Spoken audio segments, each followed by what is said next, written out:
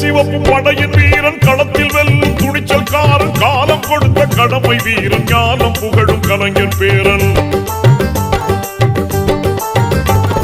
கருப்பு சிவப்பு படையின் வீரன் களத்தில் வெல்லும் துணிச்சல்காரன் காலம் கொடுத்த கடமை வீரன் ஞானம் புகழும் கலைஞர் பேரன் திருக்குவளையின் வழியில் வந்த தமிழ் குருதி